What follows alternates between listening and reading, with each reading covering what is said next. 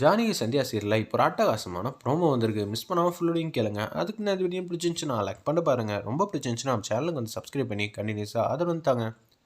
ரமணி பாட்டி வந்து தனியாக வந்து இருக்காங்க. இப்போ இந்த உண்மையெல்லாம் வந்து யார்ட்டையாவது ஒருத்தையாவது சொல்லணும். இல்லைன்னு வச்சுக்கிங்க, இந்த வீட்டில் வந்து எல்லோரும் வந்து மாயாவை ரொம்ப கேவலமாக நினைப்பாங்க.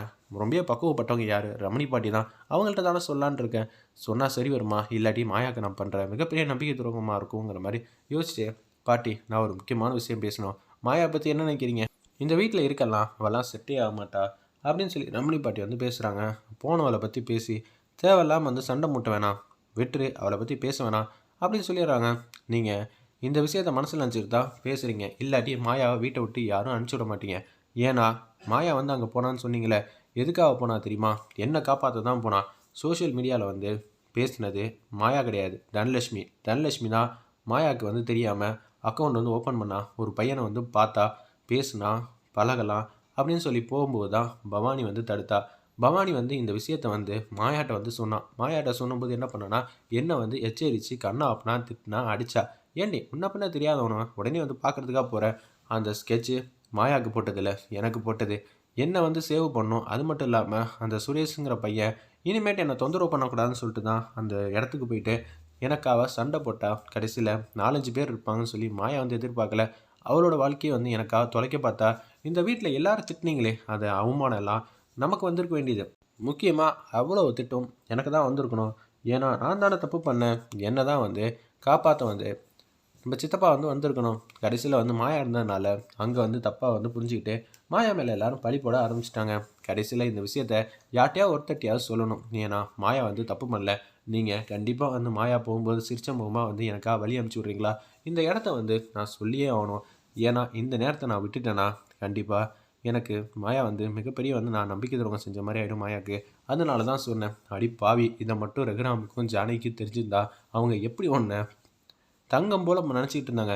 ஆனால் நீ இவ்வளோ கேவலமாக நடந்துக்கிட்டு இருந்த. தெரியாத விஷயத்த எதுவும் எடுக்காதன்னு சொல்கிறாங்கல்ல மாயா, கேட்க மாட்டியா? சரி, நான் மாயாட்ட பேசுகிறேன்னு சொல்லிட்டு மாயாட்ட வந்து பேச வராங்க. அந்த இடத்துல நம்ம ரமணி பாட்டி, மாயா உங்ககிட்ட பேசணும். இப்போ தான் வந்து நடந்த உண்மையெல்லாம் வந்து தனலட்சுமி வந்து சொன்னா.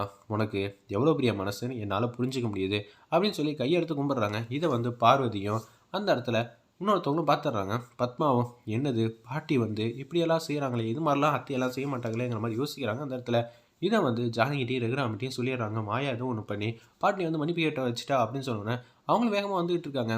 என் பையன் உசிரியே விட்டுருக்க மாட்டான். ஜானகி வந்து அப்படியே போயிருப்பாங்க. இதெல்லாம் தெரிஞ்சிச்சுன்னா நீ அவங்க 2 பேரையும் வந்து காப்பாற்றி இந்த குடும்பத்தோட குத்து விளக்கே வந்து காப்பாற்றி மீட்டு கொடுத்துருக்க. எல்லா பழியும் இந்த சின்ன வயசுலேயே உன் மேலே போட்டுக்கணுன்னு உனக்கு எப்படிமா தோணுச்சு? பாட்டி இது ஒன்றும் பெரிய விஷயம் இல்லை. நானா 10ஓட 11 போயிடும். என்னை எல்லாரும் அப்படி தான் நினச்சிட்டு இருக்கீங்க. இல்லைம்மா, என்னை மன்னிச்சிடுமா. எனக்கு தனலட்சுமி எப்படியோ அதே மாதிரி தான். இத்தனை நாளாக நீ இந்த வீட்டில் இருக்கிறதுக்கு தகுதி இல்லை. உன்னால் இவ்வளோ பிரச்சனை வரும்னு நினச்சிக்கிட்டு இருந்தேன்.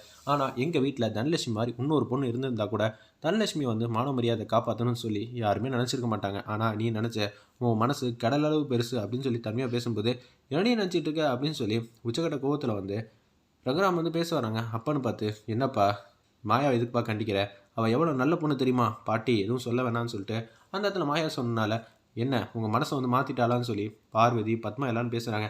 அதெல்லாம் ஒன்றும் இல்லை. இத்தனை நாளாக வந்து நான் பாட்டியாக பார்த்தேன்னா அதனால தான் ரொம்ப எமோஷனல் ஆகிட்டாங்க. கையெடுத்து கும்பிட்ட மாதிரி இருந்துச்சு. என்ன ஞாபகம் வச்சுப்பீங்களா அப்படின்னு சொல்லி கேட்டேன். அதனால தான் உன்னை என்னால் மறக்க முடியாதுன்னு சொன்னாங்க. இது வந்து கையெடுத்து கும்பலில் நீ நல்லா இருக்கணும்னு ஆசீர்வாதம் பண்ணாங்கன்னு சொல்லி பிளேட்டை வந்து மாற்றிடுறாங்க. அந்த இடத்துல மாயா எவ்வளோ புத்திசாலித்தனமான பொண்ணு, இந்த வயசில் எவ்வளோ மனப்பக்கம் இருக்கா. என் பொண்ணை நான் கூட்டிகிட்டு வந்துடுறேன். என் பொண்ணால் உங்களுக்கு சிரமம் எதுவும் இருந்துச்சுன்னா என்னை மன்னிச்சிருங்க அப்படின்னு சொல்லிட்டு ஃப்ளைட் ஏறுறதுக்காக வீட்டிலேருந்து கிளம்புறாங்க. இதை வந்து ஜானகி அம்மாவில் நம்பவே முடியல. சந்தியாவுக்கு பண்ணி கொடுத்த சத்தியத்தை காப்பாற்ற முடியலன்னு சொல்லிட்டு ரொம்ப ஃபீல் பண்ணி வேதனை படுற மாதிரி காட்டி இந்த எபிசோட் வந்து அல்டிமேட்டாக முடிப்பாங்க. வெயிட் பண்ணி பார்ப்போம்.